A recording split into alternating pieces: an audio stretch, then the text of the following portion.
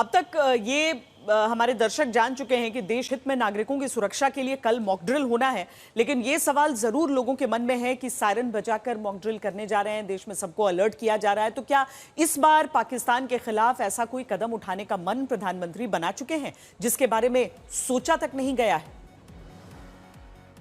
Israel media से बात करते आम लोग, तभी मिसाइल हमले से अलर्ट का सायरन बजता है। सब कुछ छोड़कर लोग सुरक्षित जगह छिपने के लिए दौड़ पड़ते हैं। क्या इसी तरह बुधवार को भारत में युद्ध के हालात से निपटने की तैयारी हो रही है? एक और वीडियो देखिए, जगह तेल अवीव, इजराइल।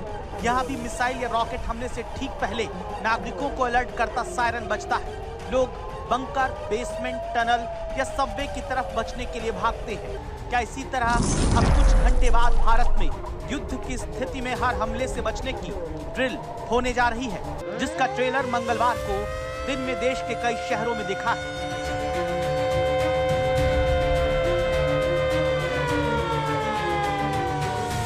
देश के 259 जिलों में नागरिक सुरक्षा मॉक ड्रिल होने जा रही है, यानी इन जगहों पर सायरन बजेगा, बिजली कटेगी और लोग छिपने के लिए सुरक्षित जगह पर जाएंगे।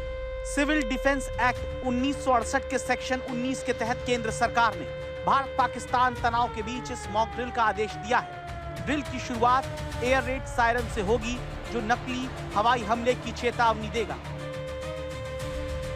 अगर एयर सायरन अलर्ट बजता है, यानी जैसे ही वायुसेना डिटेक्ट करती है कि दुश्मन की ओर से किसी तरह की प्रोजेक्टाइल फायर की गई, तो तुरंत वो इस तरह का एयर सायरन रेड बजेगा, खासकर ये देखते हुए कि किस दिशा में रफ्तार से वो प्रोजेक्टाइल, चाहे वो मिसाइल हो या रॉकेट हो, आगे बढ़ रही है।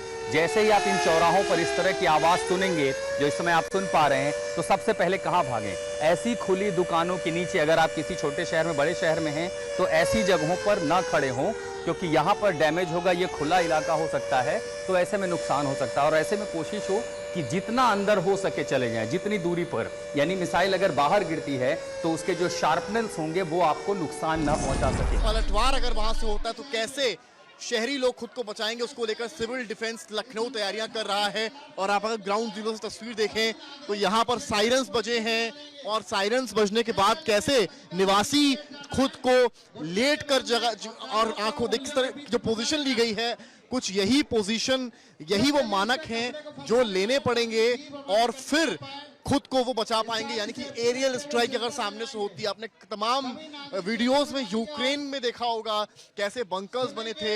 हालांकि यहाँ बंकर्स अभी नहीं बने हैं, लेकिन उसके बावजूद भी कैसे खुद को बचाना है जब सायरन बजता है, अगर कोई एयर स्ट्राइक दुश्मन करता है। ये देखिए किस तरीके से सायरन जो है वो यहाँ बजा है। आपको तस्वीरों में हम दिखा रहे हैं कि तस्वीर यहाँ पे कि किस तरीके से सायरन बजा एकदम से, और लोग जो है वो अलर्ट हो जाते हैं।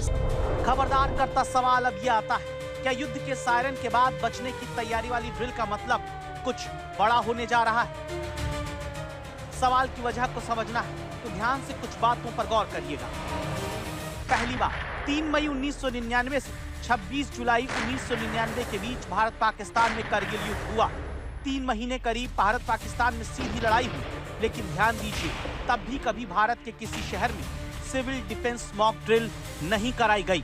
तो क्या इस बार करगिल युद्ध से भी बड़ी जंग हो सकती है? इसीलिए दूसरी बात पर अब गौर करिएगा। साल 2001 जब भारत की संसद पर आतंकी हमला हुआ, जवाब में लगा कि अब सीधा युद्ध भारत पाकिस्तान से करने जा रहा है। जब ऑपरेशन पराक्रम के तहत भारत ने अपनी सेना पाकिस्तान से सटी अंतर्राष्ट्रीय बॉर्डर और LOC पर लाकर खड़ी कर दी। 5 महीने तक भारत की सेना पाकिस्तान की सीमा पर तैनात रही। पूरी दुनिया हिल गई, पाकिस्तान की घिघी बंध गई। ध्यान देने की बात यह है, ऑपरेशन पराक्रम के दौरान भी भारत में कभी किसी शहर में युद्ध के हालात में बचने की तैयारी वाली मॉक ड्रिल नहीं कराई गई। तो क्या इस बार ऑपरेशन पराक्रम से भी बड़ा कुछ किया जा सकता है? इसी तरह 2019 के पुलवामा आतंकी हमले को भी याद करिए, जब भारत ने पाकिस्तान के कब्जे वाले बालाकोट पे एरियल स्ट्राइक को अंजाम दिया। हालांकि 6 साल पहले की भी बात करें तो एयर स्ट्राइक से पहले सिविल डिफेंस मॉक ड्रिल देश के किसी भी शहर में नहीं कराई गई। इसीलिए खबरदार करता सवाल बड़ा हो जाता है, क्या आपकी सर्जिकल स्ट्राइक और एयर स्ट्राइक से भी बड़ा वार पाकिस्तान के आतंक पर होगा? क्योंकि अब की देश में 54 साल बाद सिविल डिफेंस मॉक ड्रिल होने जा रही है। जब पाकिस्तान के टुकड़े करके भारत ने बांग्लादेश को आजाद कर दिया था, 1971 में भारत पाकिस्तान युद्ध के दौरान देश के कई शहरों, खासकर मुंबई यानी तत्कालीन बॉम्बे में हवाई हमले की स्थिति सामने होने पर बचने की तैयारी वाली ड्रिल कराई गई थी। तो अलग अलग शहरों में होने वाली है ये मॉक ड्रिल, और उससे पहले हम आपको फिरोजपुर में जो ड्रिल हुई, जिस तरह का सायरन वहां पर बजा था, उसकी आवाज सुनाते हैं।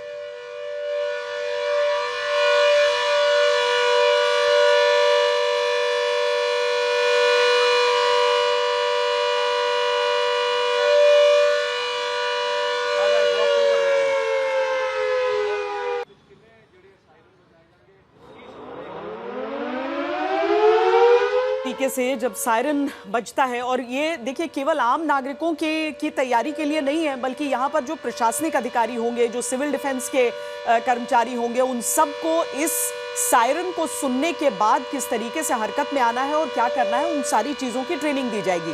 कुल मिलाकर लोगों के भीतर दहशत न रहे, लोग डरे न, पैनिक न हो ऐसे टाइम पर, अगर वाकई ऐसी कोई परिस्थिति आती है तो।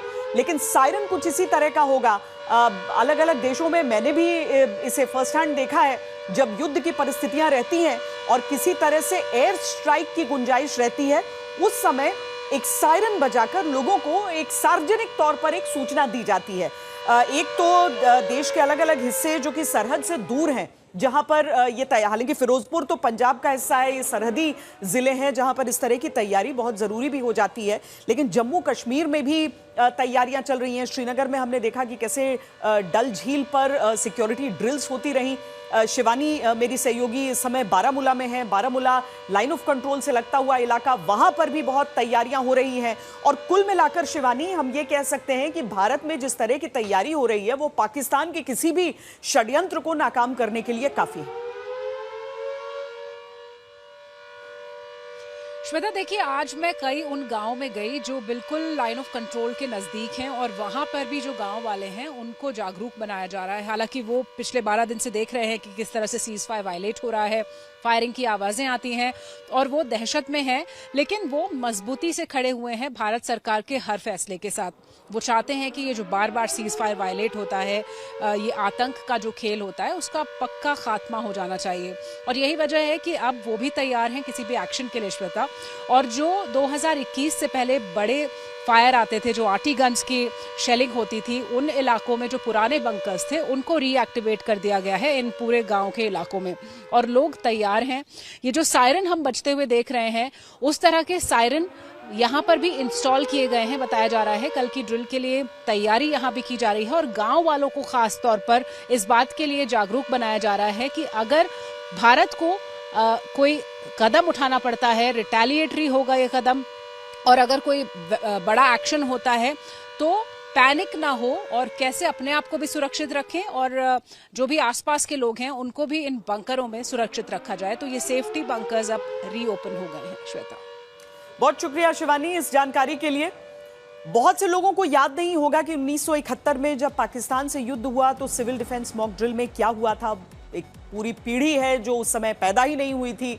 हमने इसकी जानकारी उन लोगों से ली है जिन्होंने 54 साल पहले वो ड्रिल देखी थी 1971 के युद्ध के दौरान। तब दावा है कि तब के बॉम्बे यानी आज की मुंबई में 13 रात लाइट बंद रही। पश्चिमी नौसेना कमान का मुख्यालय होने की वजह से तत्कालीन बॉम्बे पाकिस्तान के लिए बड़ा टारगेट था। तब के अखबार बताते हैं कि कारों की हेडलाइट्स भूरे कागज से ढकी रहती थी। कहा जाता है कि 1971 के युद्ध के दौरान रात के हवाई हमले से बचने को जब कोई रोशनी जलाने से रोका जाता रहा तो दोपहर में ही शादियां कराई जा रही थी।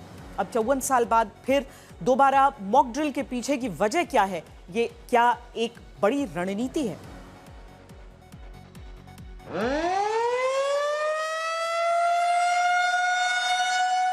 सिविल डिफेंस ने जो है तैयारी आज से शुरू कर दी है, रिहर्सल शुरू कर दिया है। मॉक ड्रिल का मतलब है सिविल डिफेंस एक्सरसाइज। 7 तारीख को केंद्र सरकार ने सभी राज्यों और केंद्र शासित प्रदेशों को मॉक ड्रिल करने को कहा है। उत्तरी कश्मीर के हंदवाड़ा इलाके में जहां पर लगातार खास तरह के नाका पेट्रोल्स बनाए गए हैं। गृह मंत्रालय के आदेश के बाद हर जगह और उसके साथ साथ कश्मीर में भी जो सिविल डिफेंस और होम गार्ड्स की टीम है एक्टिवेट हो गई है।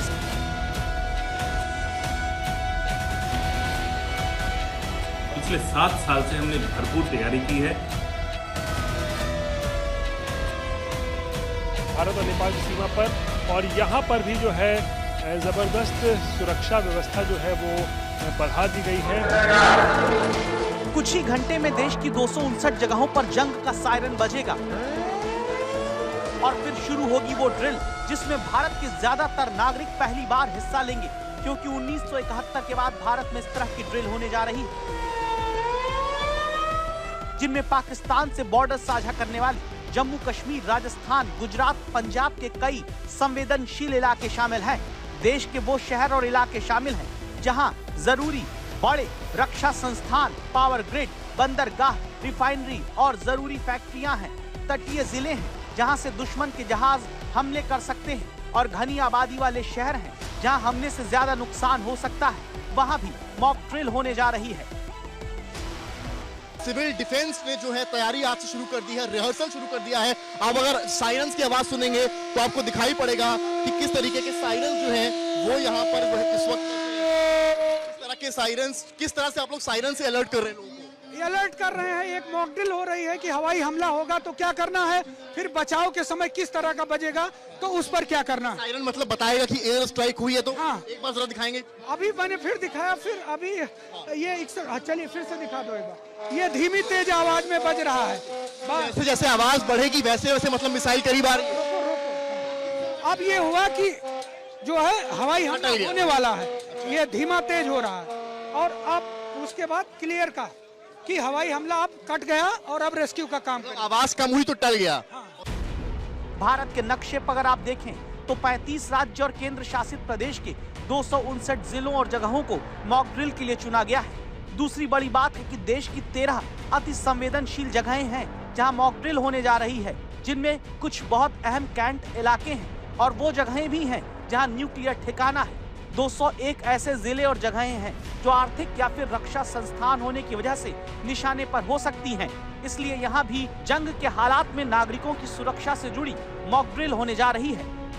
गृह मंत्रालय के आदेश के बाद हर जगह और उसके साथ साथ कश्मीर में भी जो सिविल डिफेंस और होम गार्ड्स की टीम है एक्टिवेट हो गई है। इस वक्त हम डल झील के किनारे हैं और अब जैसे आप देख सकते हैं ये स्टेट डिजास्टर रिस्पांस फोर्स की टीम्स हैं जो कि यहाँ पे मॉक ड्रिल कर रही हैं, अलग अलग सिचुएशंस सिमुलेट कर रही हैं, बना रही हैं, जिसमें ड्राउनिंग, जिसमें जो है बोट कैप्साइज और बाकी जो हो सकते हैं सिनेरियो जंग में, वो सारा जो है उनका आज मॉक ड्रिल करने की कोशिश कर रहे हैं। देश में अचानक इतनी बड़ी मॉक ड्रिल भारत पाकिस्तान तनाव के बीच होने की वजह क्या है? क्या ये सिर्फ भारत के हमले के बाद बिलबिलाते पाकिस्तान के पलटवार से बचने की तैयारी है? क्या ये पाकिस्तान पर दबाव की रणनीति है कि देखो भारत इतनी बड़ी तैयारी हमले की कर चुका है? क्या ये नागरिकों को पाकिस्तानी आतंक के खिलाफ एकजुट करने की प्रक्रिया का हिस्सा है? या मॉक ड्रिल के जरिए तैयारी इस बात की है कि पाकिस्तान के पलटवार पर कम से कम नुकसान हो? What matters is preparation is the best form of defense.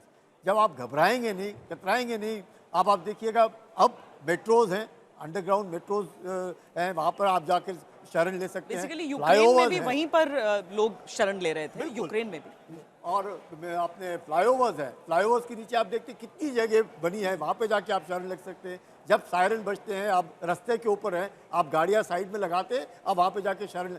मकसद ये है कि कम से कम फिजिकल कैजुअलिटीज हो।